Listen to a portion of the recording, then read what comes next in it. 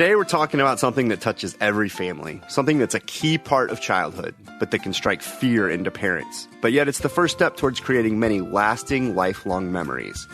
And we've all got to do one sometime. I'm your host, John O'Reilly, and today on Parent Savers, we're talking about road trips with your kids. Faster than a speeding toddler. Sit still for just a minute. Can soothe boo-boos with a gentle kiss. Would you get down from there? Able to clean poopy bottoms in a single swipe. Oh, what did you eat? Turning frazzled mommies and daddies into procreators of peace and harmony. Ah, quit touching me. It's Parent Savers, empowering new parents everywhere. Welcome once again, everybody, to Parent Savers, your online, on-the-go support group for parents with infants and toddlers. And we are super online. We used to record in studios, but now we are totally online. You can join us. We've got a listener joining us today. And you've got me, of course, your host, John O'Reilly, along with Sonny, our producer. Hi, Sonny. Hi, we're super online now. We were just dabbling in the online field before, but now we are all in. We're super online. So thank you for listening with us through this transition, and we're excited for this new era of New Mommy Media. And especially thanks to those of you who continue the conversations with us on social media, Facebook and Twitter. You guys help make the show great, and thanks for listening and participating. And as you know, we have an app, Parent Savers app, where you can listen to all the episodes wherever you go, and you can also listen to podcasts however you get them. It's on iTunes and all sorts of other places. And so, Sonny, why don't you tell them even more, our super parents, listeners, about how they can get involved with the show. Okay. So, John mentioned our Parent Savers app, and we are very app friendly on this show. We love apps, and we, as you guys know, we talk about apps on the show, and we're actually going to do that in a little bit. I also want to tag on to that in addition to our Parent Savers app, we have a network app for New Mommy Media. What's really cool about this is that it contains all of the shows that we produce for New Mommy Media, and we're starting to do some really cool things with New Mommy Media. We have what I call our homegrown shows. Parent Savers is one of those shows that we started from scratch, but we're also starting to add other shows into the mix to create more of a network of shows, again, that are aimed towards new and expecting parents. And all of those shows go on the New Mommy Media Network app. Again, it's a free app. It's available wherever you download apps. So we've got lots of different versions and stuff out there. But if you want a one-stop shop for all of the shows that we do and all of our kind of affiliate shows we're bringing on, that is a great place for you to get all content in one spot. So I encourage you guys to check that out. And the other thing that you can do, so if you're listening to us through iTunes, or if you've downloaded one of the apps through iTunes or something like that, we love to get reviews in iTunes. This is probably the best way that you can help us out is by leaving a review, because still most of the people that find out about our shows are listening through iTunes or some sort of other podcast kind of device, right? Because we're available on a bunch of different platforms. But wherever you're listening to us, if you have the option to rate and review us, please do. With most of these, in fact, probably all of them, that is how people find out about your shows, right? So a lot of times you see that, hey, if you listen to this, you might like this. And the way that they kind of organize all that is pretty much by ratings and reviews. So tell us what you think about the show. Hopefully it's good. If not, let me know how we can improve it. And I'm all ears with that as well. But that will definitely help us out and let more parents find out about Parent Savers, as well as our other shows. Nice. All right. Thanks in advance for doing that. I'm the worst at that. I never really leave reviews, but then you end up looking at them, right? Yeah, Everyone you looks totally at them. do. It's the same thing, actually, sidebar with Amazon. Like, everybody's on Amazon and no one ever leaves reviews. So it's a good thing to do because, that's really how, other people know what products to buy, whatever. So do your part. Leave a review. Yep. There you go. And so joining us today in the conversation, we have Angie. Angie, why don't you tell us a little about yourself and about your kid's situation so everyone kind of has a good perspective on who we're talking to. Yeah. So like you said, my name's Angie. I had a baby a little over a year ago. She's 14 months now. And when she was 2 months, we decided to move from D.C. all the way over to Los Angeles. And yeah, the only way to get over there was to drive. So we packed up the car, we got the baby, 2 cats, a lizard, and us in a small little sedan and trek over here. All right, I love that you had a lizard. That's right. It got to ride on the outside. We'll hear all about that as we kind of dig into the topic. So thank you for joining us. I'm, as the host, Johnner. As you know, you're probably sick of me hearing, but I have 3 boys, a 9-year-old, a 7-year-old, and an almost 5-year-old. And we've taken our fair share of road trips. So in addition, I think, to looking at it from the very young baby perspective, we've done some cool things that my wife has sort of initiated that will hopefully be helpful as your kids get a little bit older. We've done some road trips with we've said some big ones, even when Zyler was as young as like 2 years old. So definitely have some cool ideas. And I'm the student in today's conversation because I'm going to learn from you guys, really. I mean, I'm kind of in hunker down mode, just stay in your home mode, contain everybody, and try not to let anyone escape. So I'm Sunny. I have 4 kids. My oldest is 5, and we do have to let him out of the house because there's this little thing called kindergarten he has to go to. And then I have a 4-year-old son who goes to preschool, and I have twin girls who are 2.5, and they just started preschool, although I'm not sure they're going to stay in preschool.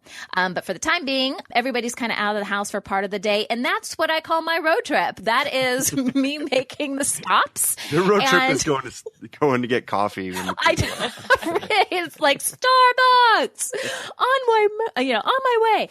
But yeah, so we haven't done anything really. We've taken all the kids to Vegas. So what is that? That's a 4.5-hour trip, but nothing, I'm really impressed. You guys are like going cross country and stuff. And that just scares the bejeebus out of me. So hopefully am going after to today learn. You're empowered, and our listeners are a little empowered too, maybe if they're in the same position. To be able to do it. Right. So I'm going to have lots of questions, basically. Awesome.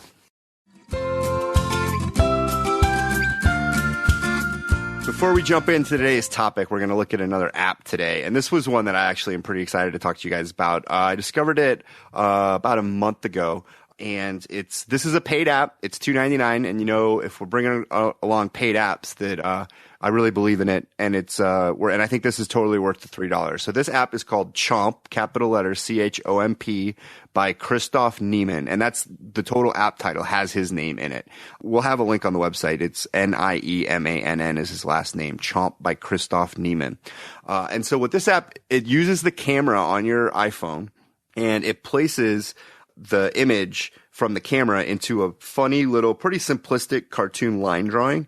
And it's something that my 4-year-old figured out just like that and totally captivated him for like an hour. He just loved playing with it. And so as an example, as I'm looking at it right now, my face, you got to line up the camera a little bit. It takes a little bit of coordination.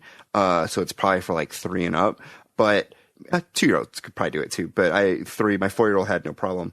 So I'm a monkey's face, and if I push the button, I'm a monkey and I'm doing chin-ups. And then it keeps your face as the animation moves in the same spot. You can have a chicken laying an egg. I'm a ping pong ball right now, bouncing up and down, and my face is spinning around, and I can make funny faces as it goes. And you can record little videos or take screenshots. There's probably, I think, at least 40 different animations, and each one is interactive. So if you touch it once the screen goes, it starts doing things. It's colorful, simple drawings that, to me, this is the kind of app that I really like to recommend to people and that we love checking out as a family, where it's not just pushing buttons to just it's saying it's educational because there's ABCs involved. There's actually like some interaction with the real world that's happening here when you're putting your face in it. And so it's a really cute app. Have you had a chance to look at it a little bit, Sunny?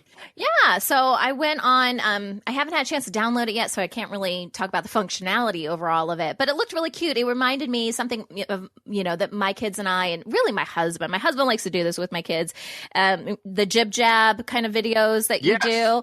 That's what it reminds me of. But I think these are just still images, right? There's no video that's tied to them? No. What it is like if you hit the screen while it goes, it'll do a simple. It won't be like as elaborate as like doing the Macarena or something like that. Okay. But it will be like, I'm in a lion's face, so if I push it, it might do something a little bit funny with its paws or do a little spin on the table. Or if the ping pong ball is going up and down and it's rotating and your face is rotating with it. So yeah, there is some animation. Yeah, simple animation. It's like a simple jib jab.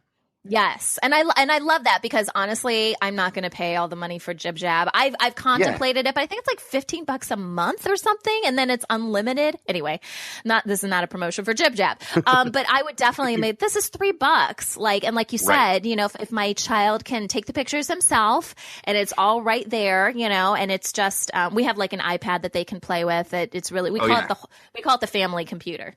So is this available on iPad too? Do you know? Yeah, it's perfect for iPad. Yeah, and that's great because part of the fun is, I think, seeing these silly pictures, looking over the shoulder or recording videos, and then sharing it with your brothers and sisters. Exactly. I like it. I think it's a cool idea.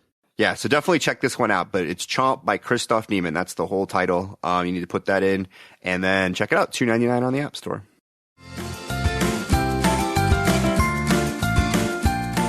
Today on Parent Savers, we're talking about how to survive road trips with your kids. Welcome, everybody, to the conversation. Yay! Road trip. Woo! Woohoo! I love road trips. Griswold family style. Yes, totally. We're the Griswolds. And so, no, road trips are something I remember growing up, and it's something that we've been able to do with our boys as well. But I think it can mean different things to different people. And Sunny, I think you were even kind of touching on that like you were saying that your trip to Vegas that was 4.5 hours, you didn't think was a road trip. I totally think that's a road trip. You do? Really? Yeah. What are you thinking about when we say road trips? I don't know. Like something that would take them the better part of a day. God, I think that there's a scale. I think that you need to do some preparations for even something like a 2-hour drive or a 4-hour drive. And then there also is for sure definitely larger scale coordination and planning that needs to go into the larger trip. But I wouldn't sell yourself short. It sounds like you guys have done a small road trip to me. Well, we shall see throughout the course of the conversation. Did they ask you to go pee during it? No. And you know what? We usually time it out where we go in the middle of the night because we don't want to have to deal with got pee breaks and stuff. So that's why I feel like that it wasn't, not necessarily because of the distance, but because maybe we were just really smart in the way we timed it out. I don't know. Yeah. See, I think that's sort of a tip. Yeah. That you didn't even know, but you did an expert road trip tip. I did. Right. But no, let's and Angie's joining us too. And Angie, so you just recently moved across country, right? Yes. It was challenging. Right. And so was the car loaded with stuff too, or was it really just all about moving you guys? Well, so we tried to pack as much as we could into, I guess we got like one of those pods, you reserve, but we filled that up. So then we had to fill our car up to the gills. It was exploding. So my husband had the most amount of space. He was in the driver's seat the entire time. And I was in the back, just kind of Indian style, with my legs all cramped up right next to the baby car seat. So. Right. But even before you left, did you guys do some like extra car seat safety or precautions, or did, like go and get it checked or anything like that? No, I mean, we had it checked over at the hospital when we brought her home, so we knew it was right. But I guess you have the choice when you're putting the car seat in. You can either use the car seat or the base, or use the seatbelt. And so we just did both. We used the base and the seatbelt to make sure it was really secure. Nice. No, and so I think that even when we're talking about road trips, that's the first thing with the young kids is really taking a look at your car seat situation. And we've got episodes on that topic, and there's a tons of stuff you can do there. But really just make sure that you're nice, safe, and secure. And it sounds like doing a double thing on the car seat was a really good idea. So that's like before you even take off, right? Yeah, especially since you're going to be in the car for so long. We were really paranoid. We wanted to make sure she was extra safe. Totally. But then I can totally picture you crammed in with a bunch of stuff in the back seat. Tell us about your experience, like taking it across country, and like what are some things that you either did or that you sort of figured out along the way that you think other people might benefit from knowing? Well, so, we knew it was going to be a long trip. We had planned for 5 days and ended up taking 6. So we got a little adapter to go in the car so we could plug in. I had a breast pump, so I could breast pump on the way. And that way, if she was hungry, I didn't have to take her out of the car. I could just give her a bottle. Nice. I wish I had known then what I know now, and now I have the ability to just kind of lean over and nurse her while we're both still buckled in, but I didn't have that talent yet. Yeah, I feel like that's maybe a boob group episode, Sonny, but we've done episodes on traveling with a breastfed baby, and I'm pretty sure that was mentioned, so absolutely. Yeah. But you totally do learn, right? I mean, and you get better, you guys kind of get better at it, and both the mom and the baby sort of figure it out how to make that work. But at 2 months, you weren't able to really do that. Yeah, I didn't even know that was an option. I didn't learn about that until she was 4 or 5. I'm like, man, this could have made a lot of car trips better had I known. Right. Yeah, so we had the breast pump and the adapter, the charger for it. We also had one of those liners, like a puppy pad, and we just put that all in the car seat because we knew the chances of her having an explosion were pretty high. Yeah. That's smart. That is a good idea. Protect the car seat. So it's a puppy pad? Hold on. I'm not even. Where do you get a puppy pad? Just at a pet store? Yeah. So for that specific trip, we just went to Target and got the puppy pads. But since then, they actually sell ones that are, I guess they're called liners. And they're water resistant. And I guess you put them on your changing table, and we did that. They're like paper. Oh, like those things. Yeah, nice. That's a good idea to put. And you probably brought a bunch of them. Oh, a whole bunch. Yeah, we went through them so fast. Nice. And then I guess the last thing we did was I used an app to find out where points of interest were. And as we were driving, I said, okay, here's the next point of interest. It's about an hour or 2-hour drive. We're going to stop there. And that way we could get out, stretch our legs, make sure my baby didn't get a flat head from sitting in the car seat too long. So that's kind of the three major things we did. Nice. And those were like good times to maybe like time your stops where it was something that was sort of interesting as opposed to just like on the side of a random exit in Kansas. Yeah, exactly. I mean, we figured we were only going to make this drive once, so make it fun. We didn't want to just go to rest areas or anything. Yeah. But I'm thinking about these puppy liners I guess don't have to call them puppy liners, but these pads. But there is a balance in a road trip between, you know what? We're going to places where there's civilization and they have stores and like you could buy stuff along the way if you run out, but you also don't want to plan extra stops because you want to get to the right destinations. You don't want to spend your road trip at the grocery store shopping for things. So did you try to just get enough for the whole trip or were you planning on like stocking up along the way? Being the new parents that we just had everything to go. Right. Now we're a little bit more relaxed. Like you said, we could just, anything we need, we can stop on the way and get it. But at that point, I was like, okay, we need this many diapers. We need this many. Yeah, and then you multiply it by 2 just to be safe. Yes. And then by the time you have 4 kids, you're like, oh, it doesn't matter. Whatever we do, they're going to need something else. There's Walmarts wherever we go. Right. But I remember with traveling with the baby is that if the baby's in a good spot, you don't want to jinx that. You don't want to do anything to possibly stop it. And so that's true. You want to keep things moving and going in the right direction. Literally. That'd be bad if you weren't. Yeah, totally. And so we found online on this site, canary.com, about some road trip trips with small children. So I kind of want to go through these real quick. The first one's bring plenty of snacks, but I think that qualifies as the breast pump for when you're traveling with a young baby or being able to give it access to breastfeeding. But I think as your kids get a little older and are on solid food, you also just want to make sure you have a good supply of that. Number 2 is allow plenty of time to reach your destination. It sounds like you were pretty flexible with your schedule if you were able to go from 5 days to 6 days. Yes. Yeah, and I think that's on a big road trip. I think especially with young kids, you need to be mindful that time frames need to be kind of loose. And if you need to either stop and see something cool you weren't expecting or just take a little extra time out of the car, that you've got a little bit of extra time. This also talks about toys. Like, did you, at 2 months, were you just kind of like putting your hand on or maybe talking to the baby? Like, what were you kind of doing to keep the baby entertained? We had some rattles and some books. She slept a lot. So, like, the first 2 to 3 hours of our day, she just sleep. And we kind of wanted that because she's the kind of baby where if she wakes up and pees, it's the end of the world. You know, you have to stop right then and there and change a diaper. So we wanted her to sleep as much as possible. But when she did wake up, I would try to read books to her, or we had a CD with kid songs on it, and so we'd sing that at the top of our lungs to get her to stay happy. Nice. And then so where were you guys like sleeping along the way? Would you just have hotels? Did you have reservations, or would you just kind of find a town and try to find a hotel room? Around 5 or 6 o'clock each night, I would look and see what was on the way. It had to be pet friendly because of the cats, so we just kind of looked to see, you know, we wanted a small town that we could experience what I called Americana. Mm-hmm. so it would be a nice little hotel and someplace nice to eat. But yeah, we stopped at hotels. Nice. Here's another tip from this article, which I think is interesting. It's entertain the kids with a puppet. It's so specific. Like it really is specific, but I think it could make a lot of sense too. Like it's just a good way to play peekaboo or kind of do something with just your face, I guess. Or if you had multiple puppets, like they could probably entertain themselves a little bit too. Maybe, you know, if you had multiple kids that, you know, because I've got like a couple toddlers, right? So they might be able to kind of have their own little show going on in the backseat. Next time my kids have a temper tantrum, I think I want to just throw a puppet back there and be like, make something happen. Come on, kids. Entertain me. Right. Yeah, entertain them.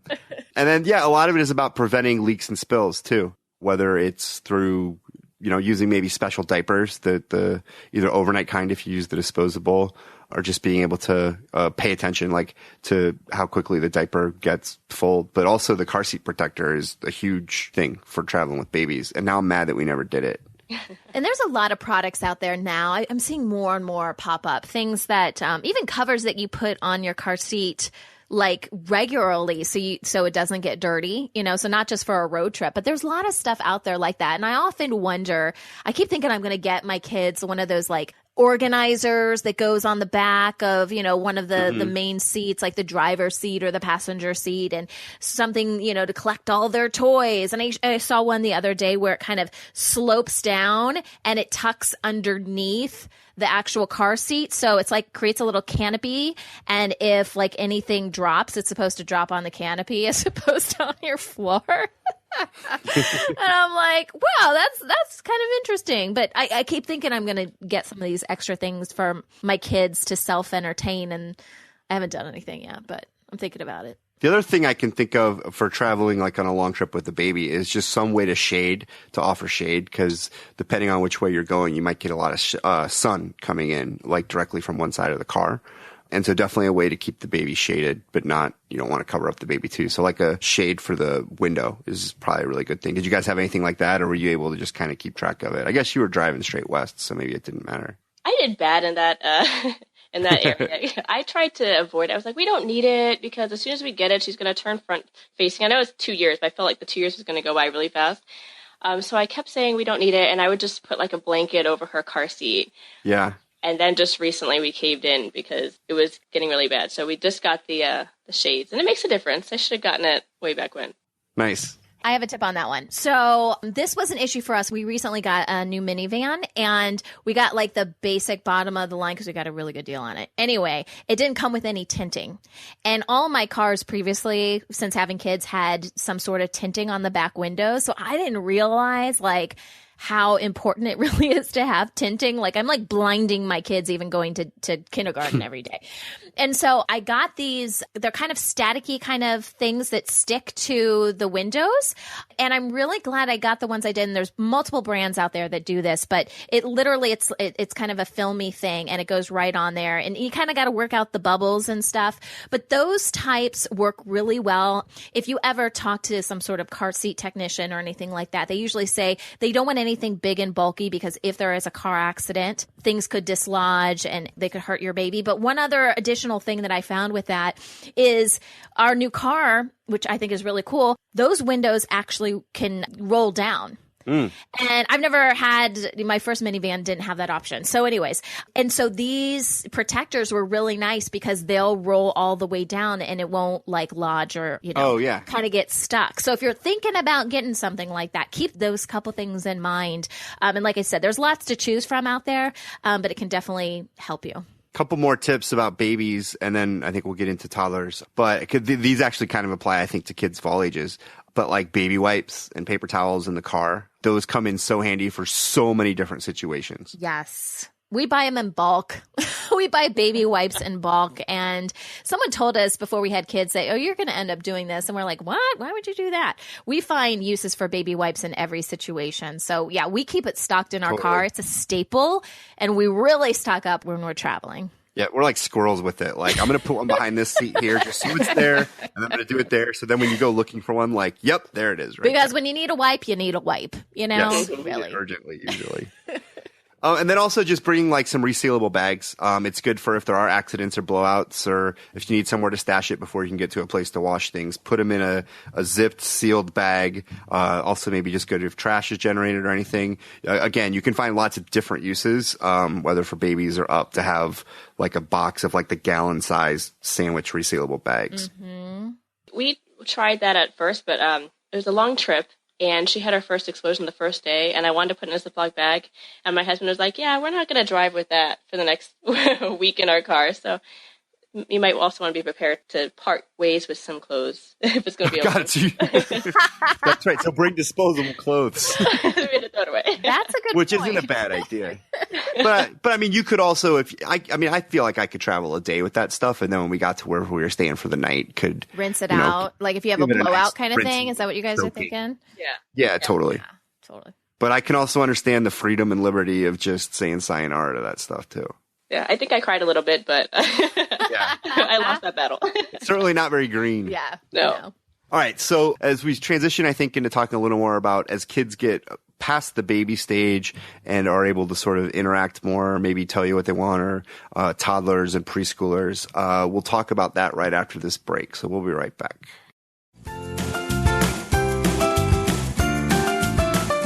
Welcome back, everybody, to Parent Savers. Today we're talking about surviving road trips with kids. Road trips. I just wanted to say it again. I got to say it that cool way in the introduction, so we're trying it again. So as kids get older, as they leave the baby stage, road trips kind of change a little bit. And you're not as worried about blowouts necessarily, but you're worried about, keeping them entertained, keeping them engaged, making sure they don't have meltdowns, that sort of thing.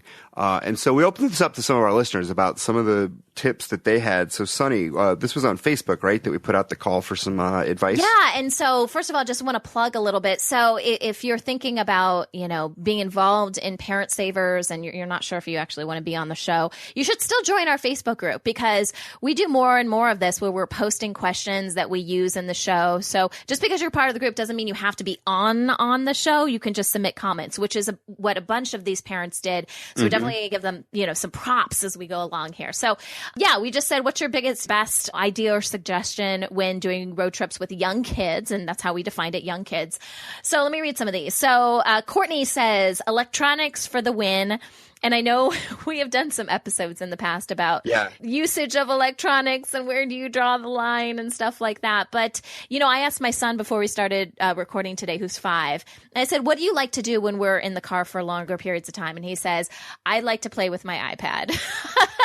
Right. And so I know this is kind of a touchy subject and screen time in general is, but I think a lot of parents would actually say tablets or, phones, smartphones, something like that. It becomes a little bit of a balance for us. And so living in Southern California, we've decided to sort of take advantage of some of the cool trips that we could take from out here. So a couple years ago, we drove to northern Arizona, which was I think it was like a 9 or 10 hour drive. And then each day we were driving a lot to go to attractions. And last year we went all the way up to Northern California, which is even longer than that, believe it or not, because this state is so huge. And then even this year, we took another road trip up to Yosemite. And so it's a balance with the electronics, especially as your kids get older. I think when you're talking about like maybe 3-year-olds, 4-year-olds, electronics might be able to help just keep them occupied. And they might not necessarily need to be looking out the windows at all times. But as your kids get older, you certainly want to balance that with them also getting the experience of what you're going through and not just being so wrapped up in whatever device or DVD they're using.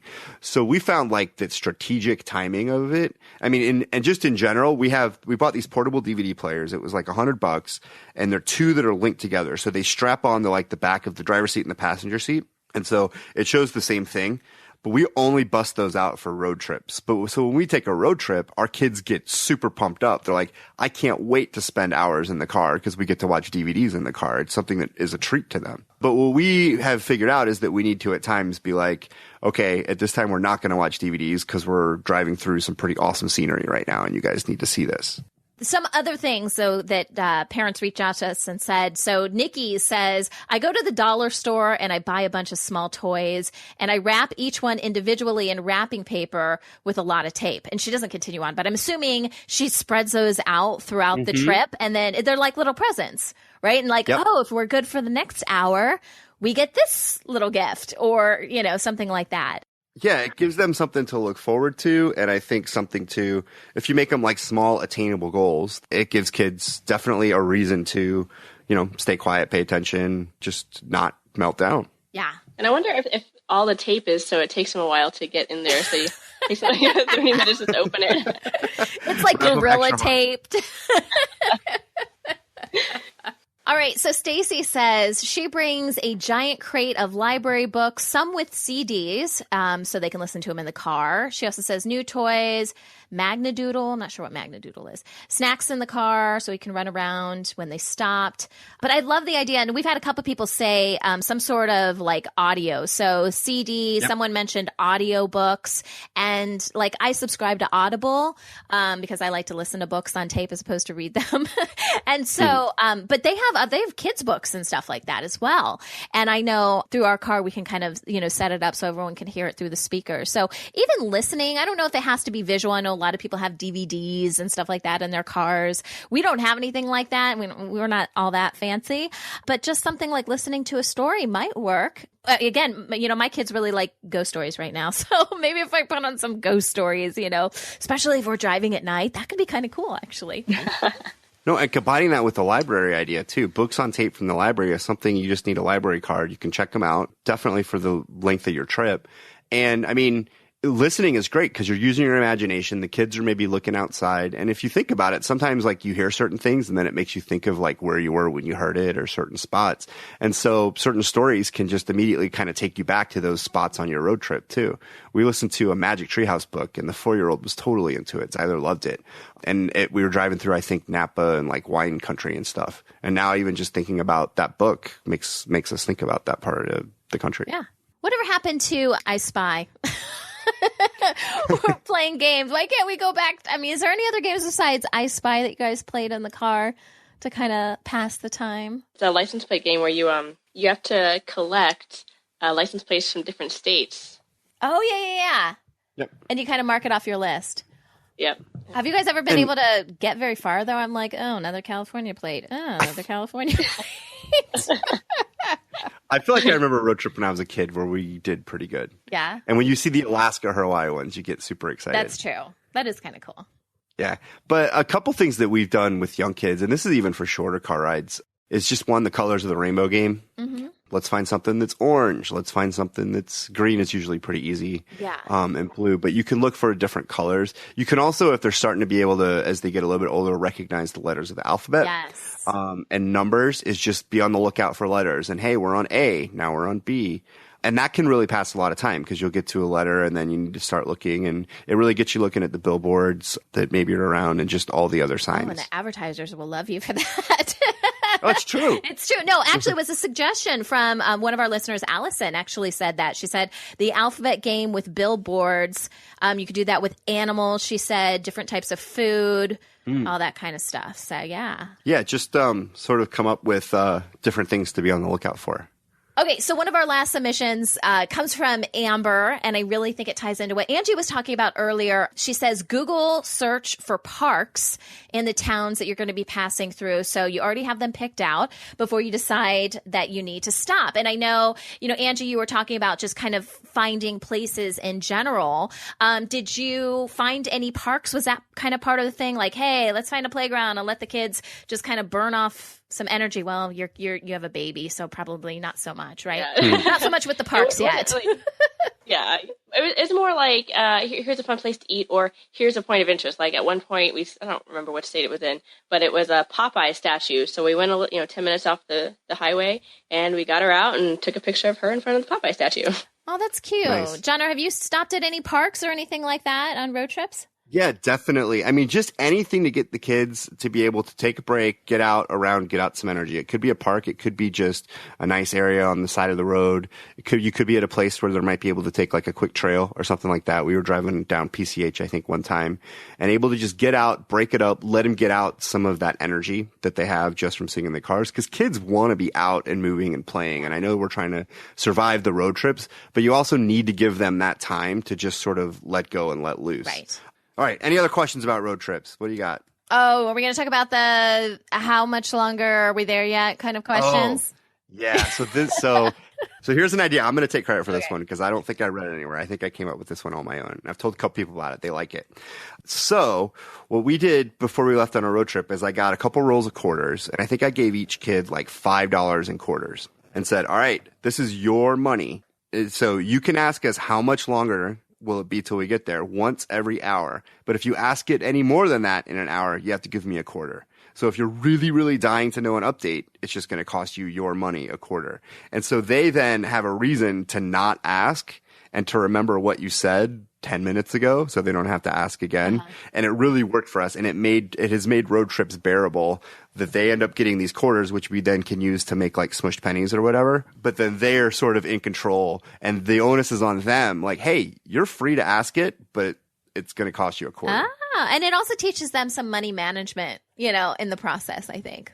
Totally. I like that. And just really anything that's like mine. So just give them something and, give them let them ask every hour or so. Like you get 1 hour. And so we'll say like, are you sure you want to ask? You can ask again at 1:00 and it's like 12:32 right now. Uh-huh. Okay. I'll just wait. You can tell me at 1:00 how much longer it'll be. And it seems to work, which is the important thing, right?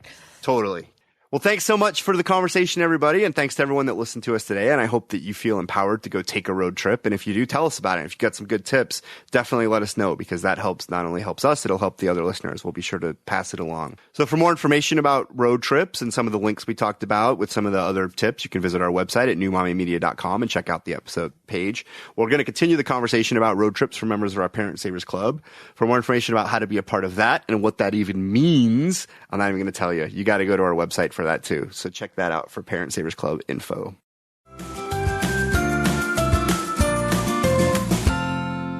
All right, so before we wrap up our conversation today, we are going to do a segment that I find very humorous. It's a fairly new segment here on Parent Savers called What Up With Dat?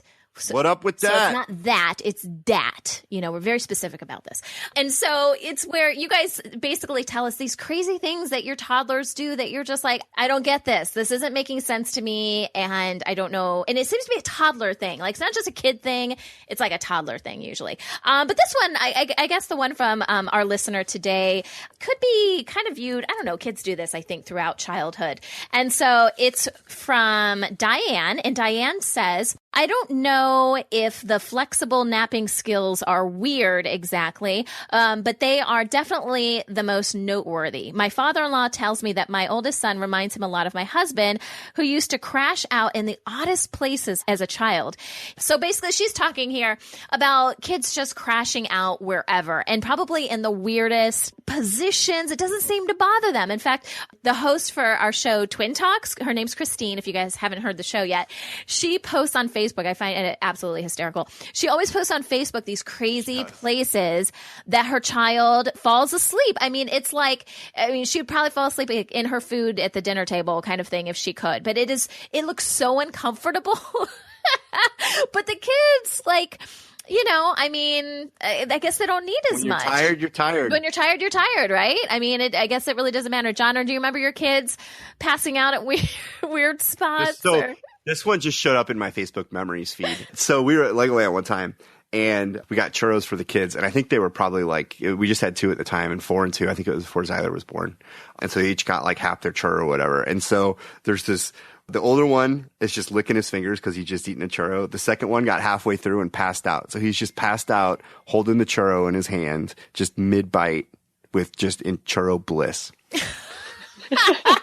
I think it's a skill. I think Christina can fall asleep wherever still, and I think it carries on to adulthood. And I find it adorable, the places that she'll fall asleep, or the things that we'll be watching a movie and an exciting thing will happen and she'll be falling asleep during it just because she's got some sort of cue to go to sleep. It's her bedtime, and her body just knows. I have a very unique skill of being able to fall asleep super quickly, like to the point that people would be like, "Oh, she's got to be kidding," or just joking or whatever. Just like, no. I mean, seriously, it could be like a couple seconds after my head hits the pillow. And apparently, my dad has the same thing going on, and so it's hereditary. Yeah, I would say, it amazes me when my 3-year-old can, like, silly stuff, like on the hard tile, and he's completely fine without his blanket, without anything. He'll just be on the hard tile. I'm like, there's a couch over there. Why don't you just crash on the couch? But yeah, totally. Yeah, like when they're on the floor with no pillow and just passed out, I'm like, what up with that? What up with that? So if you guys have a funny story that you want to share with us, something crazy that your kids did, let us know. You can go to our website at newmommymedia.com, send us an email, leave us a voicemail, and we'll talk about it on a future show.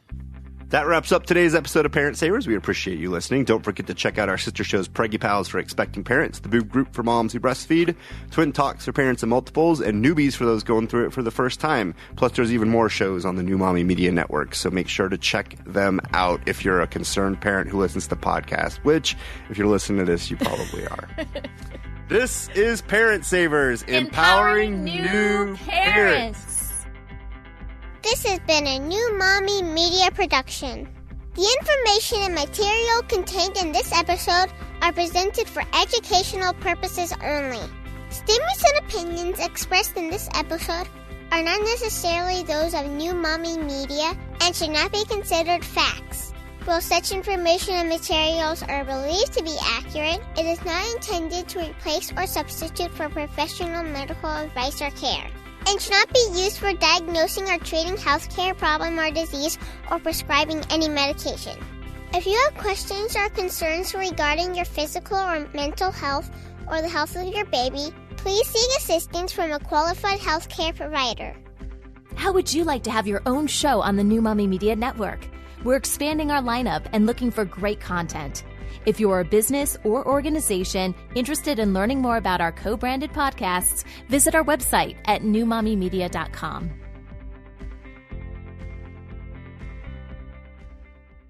Hey mamas, don't forget to check out Mighty Moms. It's our online community built for new moms just like you.